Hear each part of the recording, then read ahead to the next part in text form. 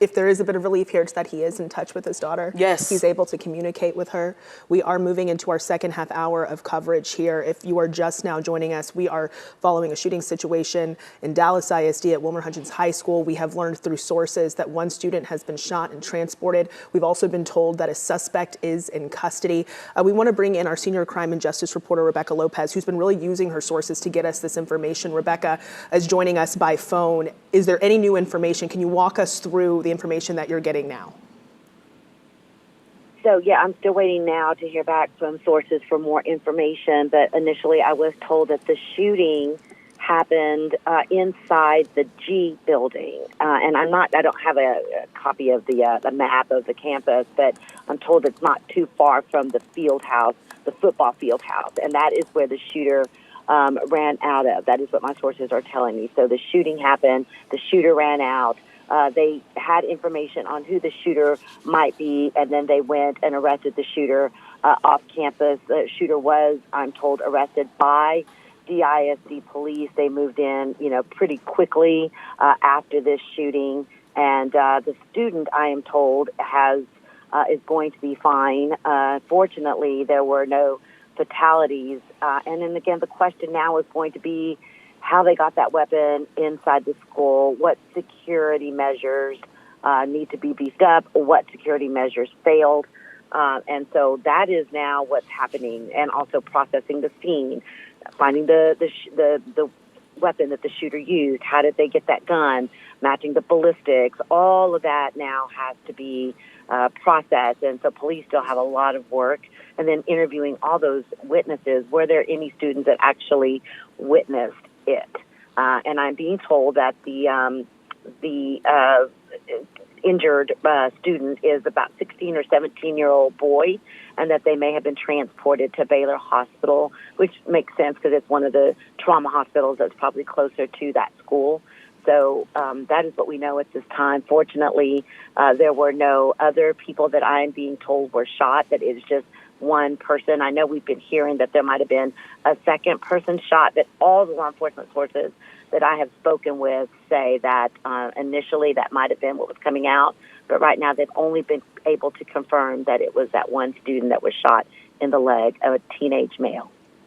And Rebecca, and I want to ask you this because I know you just know this so well. There is such a large conversation about armed officers on campuses, and each district situation is different. But when it comes to Dallas ISD, can you speak to the department, the Dallas ISD Police Department, because it is large, it's robust, and just what kind of investigation and what kind of resources the district has in situations like this?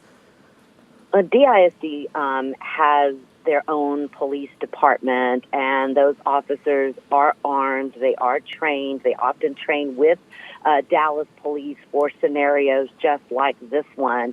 Those officers are on campus. The armed officers are pretty much on every high school campus. They've not been able to get every single DISD school to have one of their own officers because that's their, like every other police department in the nation, they are lacking resources. They need more officers. It's really hard right now to hire law enforcement. And so they need more officers. They need more resources.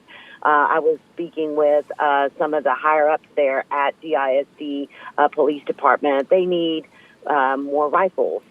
If the situation had gotten even worse, I mean, sometimes they will rely on DPD to come in with their SWAT team. Fortunately, this situation didn't get there, but, there could be a day when that happens. And so they are hoping to beef up their staff and also to beef up the type of weapons and things that they have to respond to situations like this. I'm not sure at this point what type of weapon the student used. Again, all of that is still coming out.